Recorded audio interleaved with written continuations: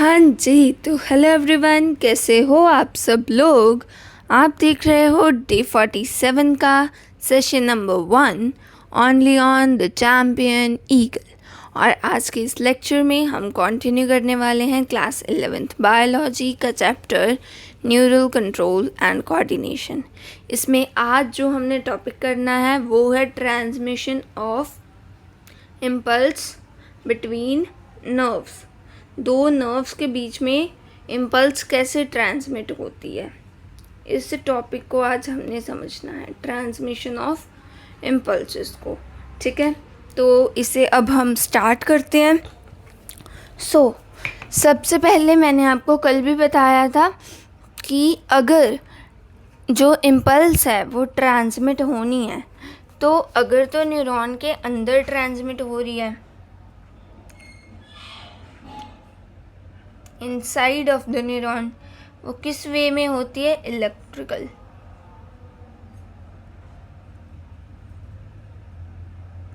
और लेकिन अगर न्यूरॉन से बाहर दो न्यूरॉन्स के बीच में होनी है तो वो दो टाइप्स में हो सकती है। कौन से दो टाइप्स थे, इलेक्ट्रिकल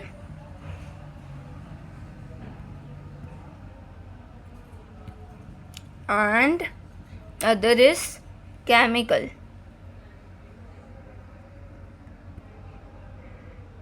अब आज हमने यहीं से कंटिन्यू करनी है हमारी चीज़ें।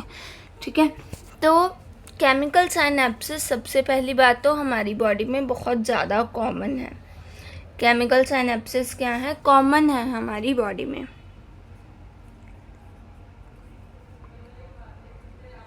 ठीक है, एंड केमिकल साइनेप्सिस में क्या यूज़ होता है, केमिकल्स यूज़ होते हैं जिनको हम क्या कहते हैं, न्यूरो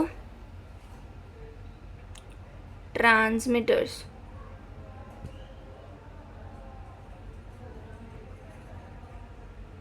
क्लियर है।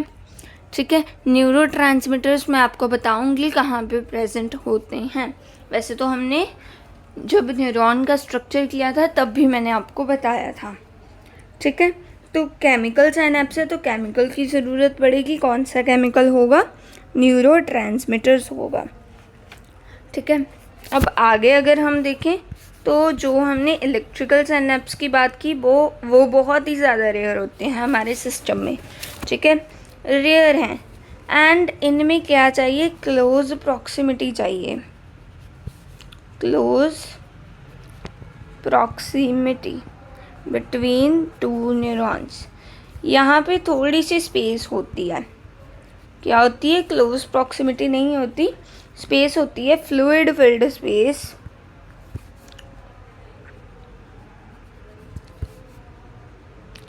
जिसे क्या कहते हैं, which is called synaptic cleft. अब बच्चे ना इसी चीज़ में कंफ्यूज होते हैं, मैं आपको बताती हूँ। यहाँ पे हमारे पास दो न्यूरॉन्स हैं, मान लो।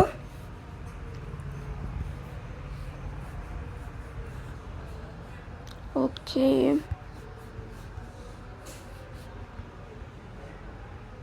एंड यहाँ पे हमारे पास क्या है, फ्लूइड फिल्ड स्पेस प्रेजेंट है।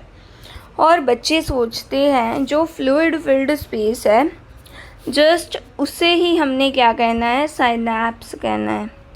नहीं, ये साइनैप्स नहीं है। ठीक है, कि वो सोचते हैं अगर इन दोनों में कोई स्पेस प्रेजेंट है उसे साइनैप्स कहेंगे। नहीं, ये साइनैप्स नहीं है, ये क्या है, ये है साइनैप्टिक क्लेफ्ट। क्या है, साइनैप्टिक क्लेफ्ट है ये। ओके, ये चीज़ आपको क्लियर है। अगर अब दो न्यूरॉन्स के बीच में स्पेस नहीं भी है, मतलब बहुत ज़्यादा क्लोज प्रॉक्सिमिटी है,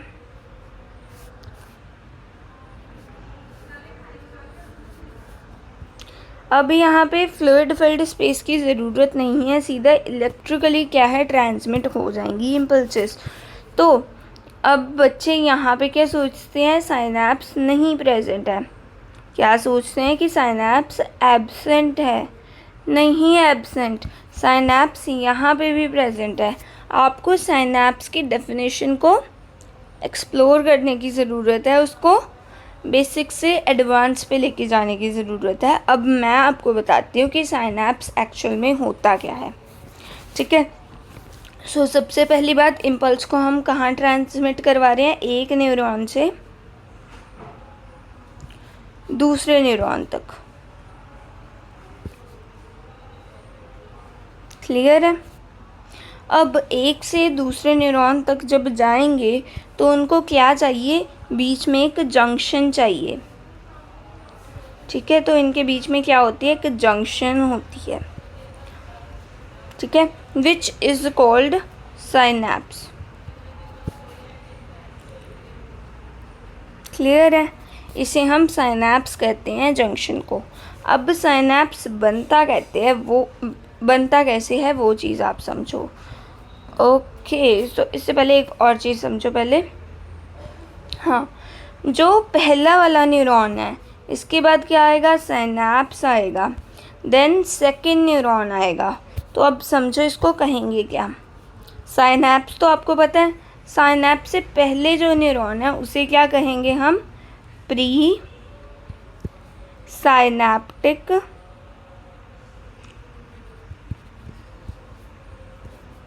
न्यूरॉन। ये दोनों रिलेटिव टर्म्स हैं, मैं आपको अभी बताऊंगी रिलेटिव कैसे हैं। और ये क्या है, साइनैप्स के बाद है सेकेंड न्यूरॉन, तो इसे हम कहेंगे पोस्ट साइनैप्टिक न्यूरॉन। देखो अभी ये रिलेटिव टर्म्स कैसे हैं। मानो ये क्या है, तीन हमारे पास न्यूरॉन्स हैं,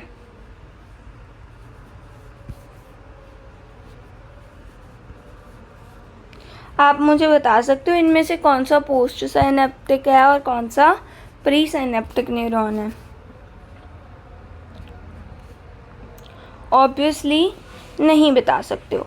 अगर इम्पल्स यहाँ से यहाँ ट्रैवल कर रही है तो इसके कंपैरिजन में अब अगर हम बात करें, इसको बेसिस लेके बात करें कि फर्स्ट न्यूरॉन से सेकंड न्यूरॉन तक इम्पल्स ट्रांसमिट हो रही है, तो क्या होगा, ये बन जाएगा फर्स्ट वाला प्री साइनैप्टिक और ये बन जाएगा पोस्ट साइनैप्टिक न्यूरॉन। लेकिन अगर यहीं पे उल्टा हो जाए, यहाँ से सेकंड न्यूरॉन से थर्ड न्यूरॉन तक इम्पल्स ट्रैवल कर रही है, तो क्या होगा, तब सेकंड वाला प्री साइनैप्टिक न्यूरॉन बन जाएगा और फर्स्ट वाला क्या बन जाएगा, पोस्ट साइनैप्टिक न्यूरॉन बन जाएगा। ये चीज़ आपको क्या हो गई है, क्लियर हो गई है, ठीक है। तो अब हमने इन दोनों की ही बात करनी है, प्री साइनैप्टिक न्यूरॉन और पोस्ट साइनैप्टिक न्यूरॉन, ठीक है। तो देखो, जो एंड पे मेम्ब्रेन है प्री साइनैप्टिक न्यूरॉन की, तो जो membrane of pre synaptic neuron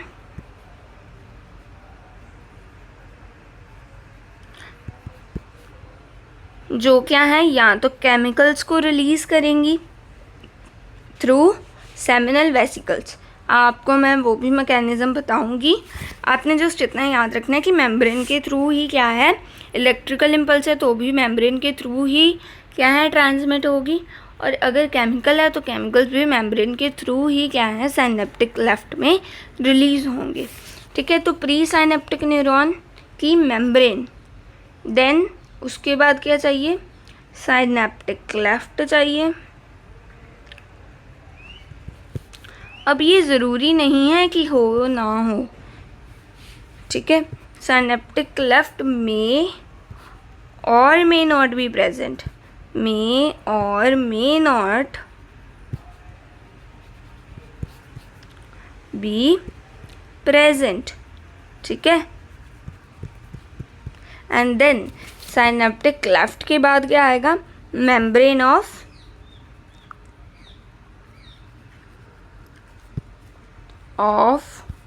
post synaptic neuron. Clear है ये चीज़ भी आपको अब। membrane of pre-synaptic neuron and then membrane of post-synaptic neuron, and इन दोनों के बीच में synaptic cleft हो भी सकता है और नहीं भी हो सकता. ठीक है, ये अब तीनों मिलके क्या बना लेंगे, साइनैप्स बना लेंगे. क्या बना लेंगे, साइनैप्स बना लेंगे. क्लियर है ये चीज़ आपको? ओके. सो अब अगर हम ऐसे ही डिवाइड करें इम्पल्सिस को, मैंने आपको 2 तरीक़ों से बताया कि डिवाइड होती हैं. कैसे कैसे होती हैं?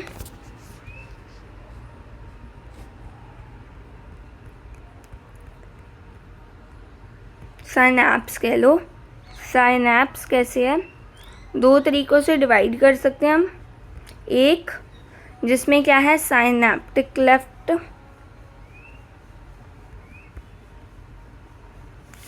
प्रेजेंट है, और दूसरा जिसमें साइनैप्टिक क्लेफ्ट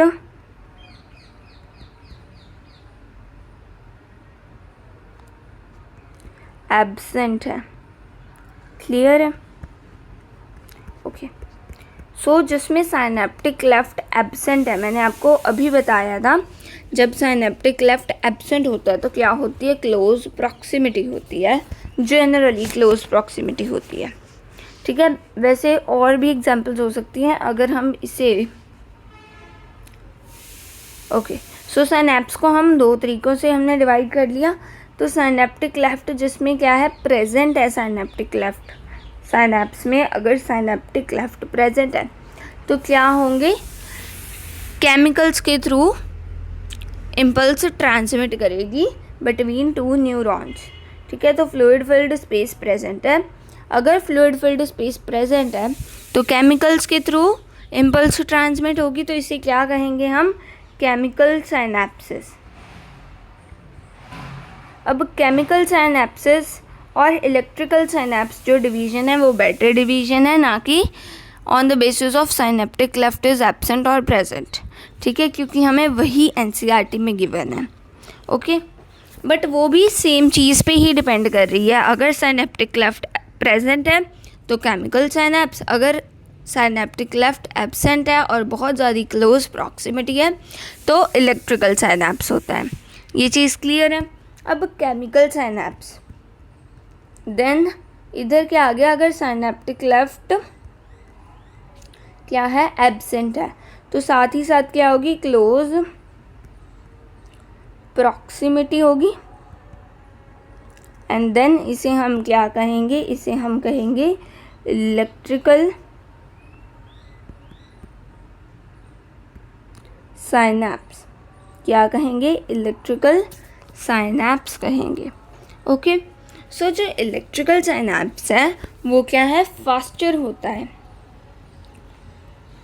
जो इलेक्ट्रिकल साइनैप्स है वो क्या होता है, फास्टर होता है.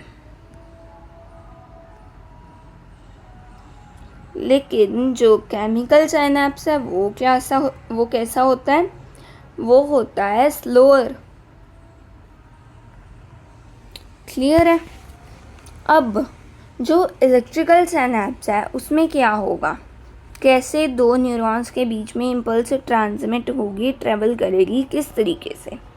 ठीक है, तो जब एक न्यूरॉन है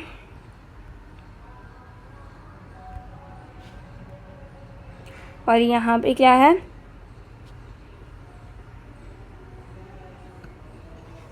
यहाँ पे दूसरा न्यूरॉन है, तो दोनों के बीच में क्लोज प्रॉक्सिमिटी है.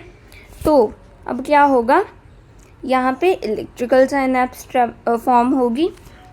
तो इलेक्ट्रिकल साइनैप्स में क्या है, जैसे नॉर्मली एक्सॉन के बीच में करंट फ्लो करता है, जैसा हमने लास्ट लेक्चर में पढ़ा भी है, उसी तरीके से सेम ही होगा. ठीक है, जैसे कि न्यूरॉन के अंदर इम्पल्स ट्रैवल करती है, उसी तरीके से क्या है, न्यूरॉन्स के बीच में इम्पल्स ट्रांसमिट भी होगी. ठीक है, सो एक न्यूरॉन से दूसरे न्यूरॉन तक क्या है,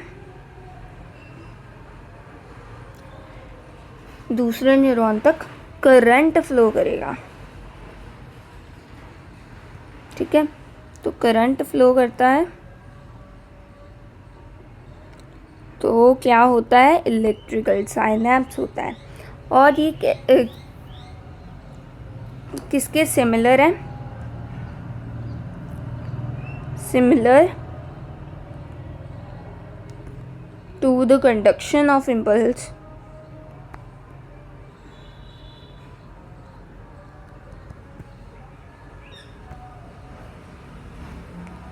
इम्पल्स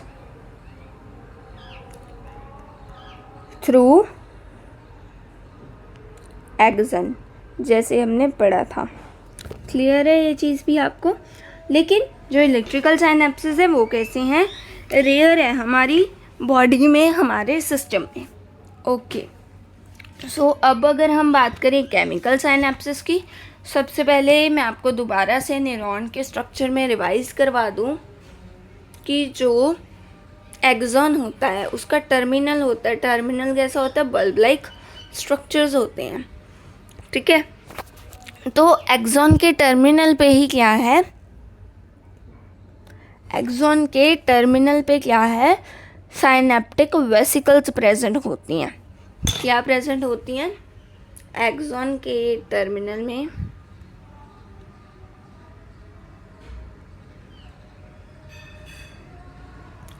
क्या प्रेजेंट होती हैं, साइनेप्टिक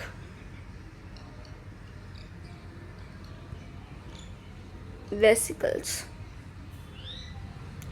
ये जो साइनेप्टिक वेसिकल्स होती हैं वो किससे कैरी करती हैं, ये कंटेन करती हैं न्यूरोट्रांसमीटर्स को, chemicals known as neurotransmitters।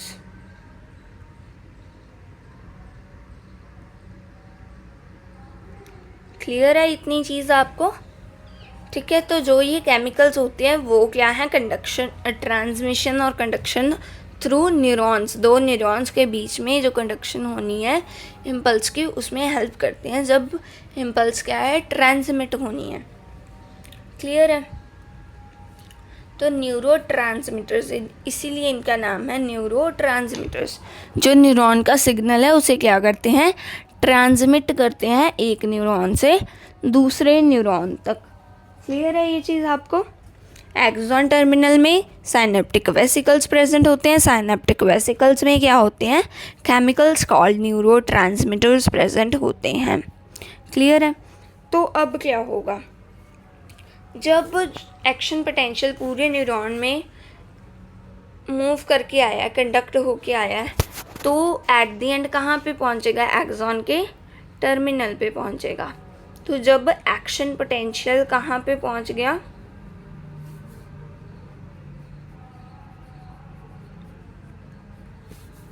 Axon के टर्मिनल पे,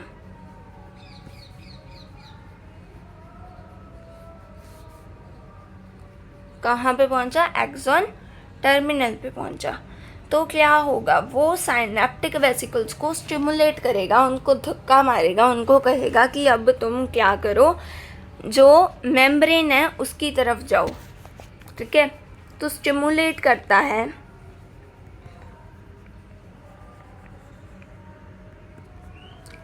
the membrane, stimulates the membrane. क्या करने के लिए स्टिमुलेट करता है, सॉरी, हाँ जी, मेम्ब्रेन को नहीं स्टिमुलेट करेगा, स्टिमुलेट्स द साइनेप्टिक वेसिकल्स। क्या करने के लिए स्टिमुलेट करता है साइनेप्टिक वेसिकल्स को, कि वो मेम्ब्रेन की तरफ जाएं, कि वो मेम्ब्रेन की तरफ जाएं, टुवर्ड्स मेम्ब्रेन। देन इसके बाद क्या होगा, जब वो मेम्ब्रेन की तरफ जाएंगी साइनेप्टिक वेसिकल्स, तो वहाँ पे क्या है, जो सेल मेम्ब्रेन है, प्लाज्मा मेम्ब्रेन है, उससे क्या है, फ्यूज़ होंगी। ओके, सो साइनेप्टिक वेसिकल्स फ्यूज़ हो जाती हैं with the plasma membrane.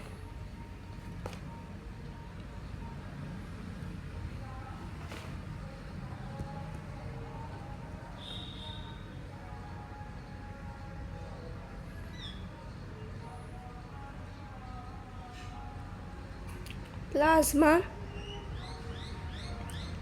Membrane. Clear है। अब जब प्लाज्मा मेम्ब्रेन से फ्यूज़ हो गए हैं तो वहाँ पे क्या करेंगे, रिलीज़ कर देंगे न्यूरोट्रांसमीटर्स को। क्या करेंगे, रिलीज न्यूरो ट्रांसमीटर्स।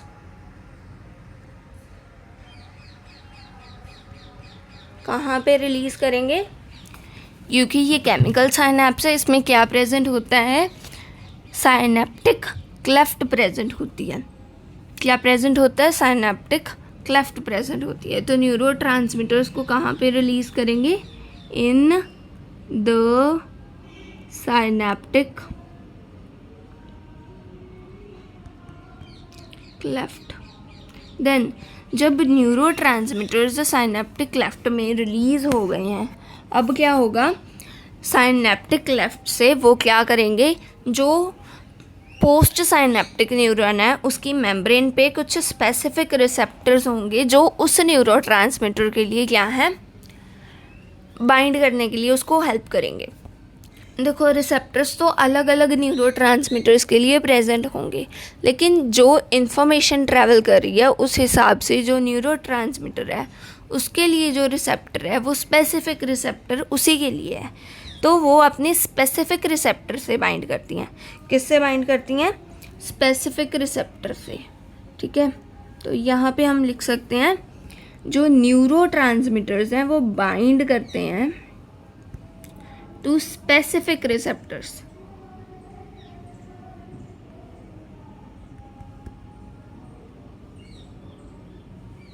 और ये रिसेप्टर्स प्रेजेंट क्या हैं, कहाँ है present, present on the post membrane of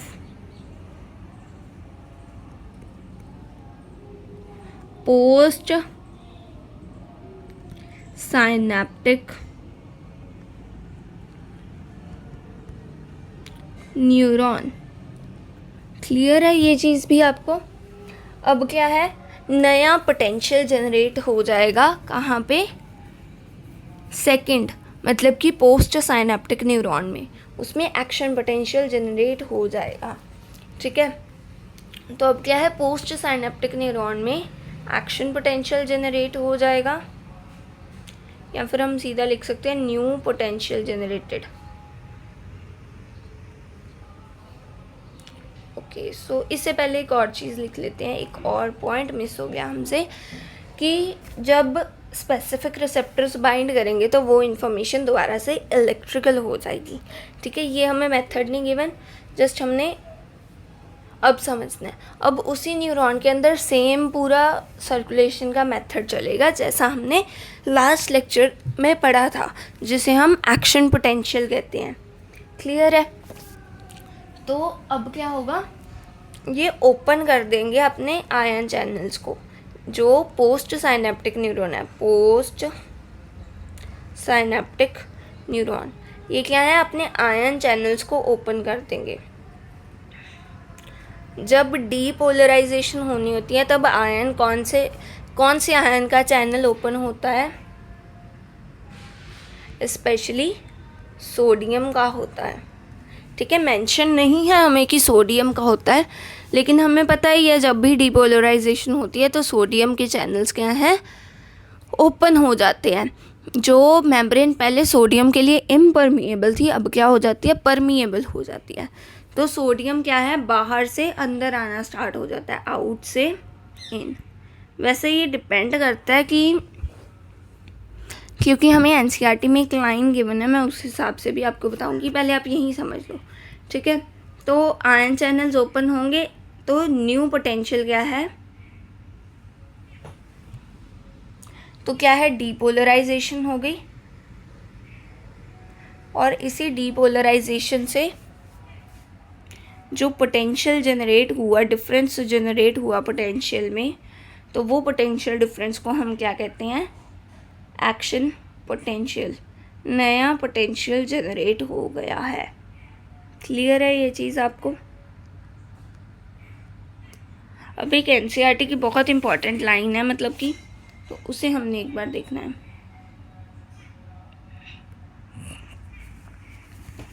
इसको एक बार दोबारा से देखो। कौन से साइनेप्स की बात कर रहे हैं हम बात कर रहे हैं केमिकल साइनेप्सिस की। तो हाँ जी,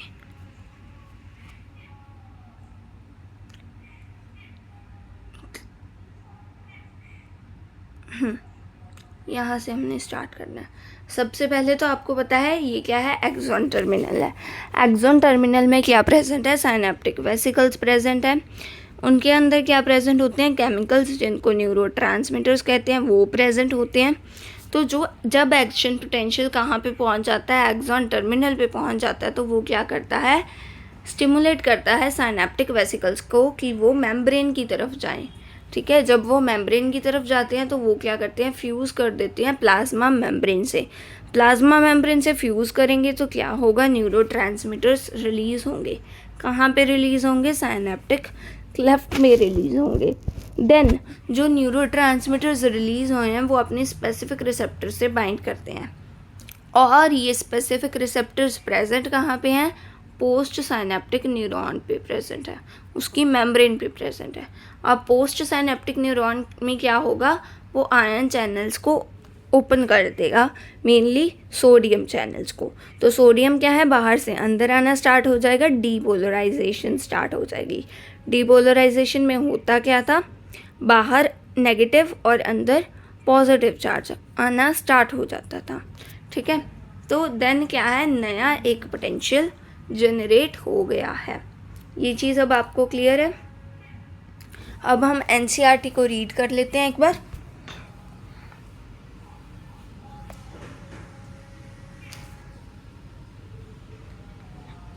okay, so a nerve impulse is transmitted from one neuron to another through junctions called synapses. Junctions called synapses. A synapse is formed by the membranes of presynaptic neuron, postsynaptic neuron, which may or may not be separated by a gap called synaptic cleft. ठीक है, there are two types of synapses, namely electrical synapse and chemical synapse. दो types of synapsis आ गई। Electrical synapse वो है जिसमें क्या है, synaptic cleft absent होती है, और केमिकल साइनेप्स क्या है, जहाँ पे साइनेप्टिक क्लेफ्ट प्रेजेंट होती है। At electrical synapses the membrane of pre and post synaptic neurons are in very close proximity. Electrical current can flow directly from one neuron to other across these synapses. ठीक है, तो directly electric current ही flow करता है, हमें neurotransmitters की ज़रूरत नहीं पड़ती। Transmission of an impulse across the electrical synapse is very similar to impulse conduction along a single axon. Impulse transmission across an electrical synapse is very faster than the chemical synapse. Electrical synapses are rare in our system. Clear है ये चीज़ आपको? Then हमारे पास आ गया at the chemical synapse, the membranes of pre and post synaptic neurons are separated by fluid filled space called the synaptic cleft. तो आपको देखो सारी चीज़ें अब समझ आ रही हैं, इस तरीके से हमने डिस्कस किया। Do you know how the presynaptic neuron transmits an impulse action potential across the synaptic cleft to the postsynaptic neuron? हमें तो पता है क्योंकि हमने पहले ही पढ़ लिया है। Chemicals called neurotransmitters are involved in the transmission of impulses at these synapses. The axon terminals contain vesicles filled with these neurotransmitters. ठीक है, when an impulse action potential arrives at the axon terminal, it stimulates the movement of synaptic vesicles towards the membrane where they fuse with the plasma membrane and release their neurotransmitters in the synaptic cleft. The released neurotransmitters bind to their specific receptors present on the postsynaptic membrane. This binding opens ion channels, allowing the entry of ions which can generate new potential in the postsynaptic neuron. यहाँ तक आपको सारी चीज़ें क्या है clear हो गई हैं. इस बाइंडिंग से क्या है आयन चैनल्स ओपन हो जाते हैं. जब आयन चैनल्स ओपन होते हैं तो डीपोलराइजेशन हो जाती है. एंड जब डीपोलराइजेशन होती है तो एक नया पोटेंशियल जनरेट होता है. लेकिन इसी में एक और हम कह सकते हैं एग्जांपल है कि सोडियम चैनल्स ओपन होने की बजाय अगर पोटेशियम के चैनल्स ओपन हो जाएं. यहाँ पे हमने जो बात की है वो किससे की है, सोडियम के चैनल्स को ओपन करने की बात की है. लेकिन अगर सोडियम के चैनल्स की बजाय यहाँ पे क्या है पोटेशियम चैनल्स ओपन हो जाएं तो वो क्या करेंगे, इन से आउट जाएंगे. ठीक है. तो जो न्यूरॉन पहले पोस्ट साइनेप्टिक न्यूरॉन है वो तो पहले से ही पोलराइज्ड था, मतलब बाहर पॉजिटिव था अंदर नेगेटिव था.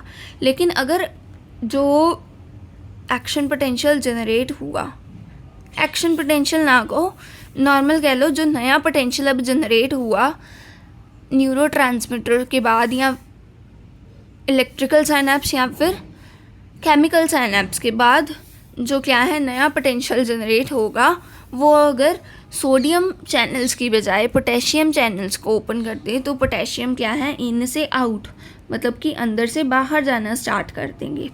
ठीक है. अंदर से बाहर जाना स्टार्ट हो जाएंगे तो पहले ही तो बाहर पॉजिटिव और अंदर नेगेटिव था.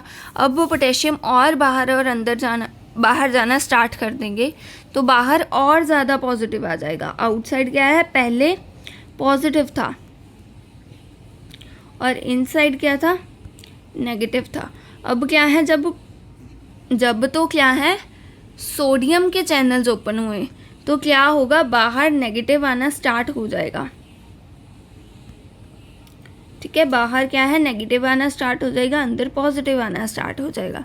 लेकिन अगर क्या हो जाए ऑपोजिट हो जाए, मतलब कि पोटेशियम के चैनल्स ओपन हो जाए तो जो अंदर पहले ही पॉजिटिव चार्ज था वो इंक्रीज हो जाएगा और जो बाहर नेगेटिव चार्ज था वो भी क्या है इंक्रीज हो जाएगा.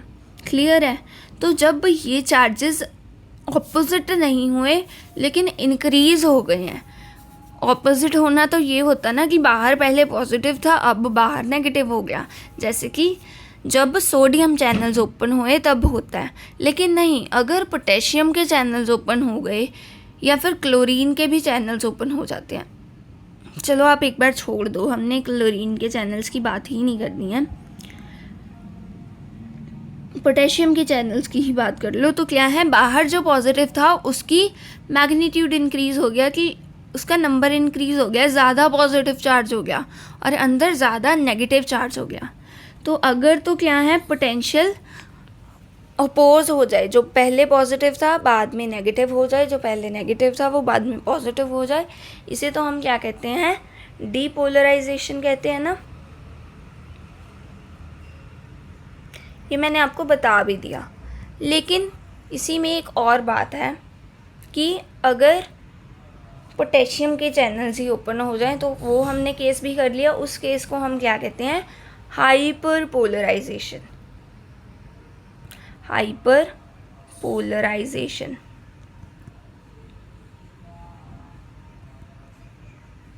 ओके. सो हाइपर पोलराइजेशन में क्या होता है, जो पहले था बाहर पॉजिटिव और अंदर नेगेटिव, उसका अमाउंट इंक्रीज हो जाता है. तो ये कैसा काम करता है हाइपर पोलराइजेशन, ये इनहिबिटरी इफेक्ट देता है. कैसा इनहिबिटरी. और भी अलग अलग डिफरेंसेस होते हैं इनहिबिटरी और एक्साइटेटरी में.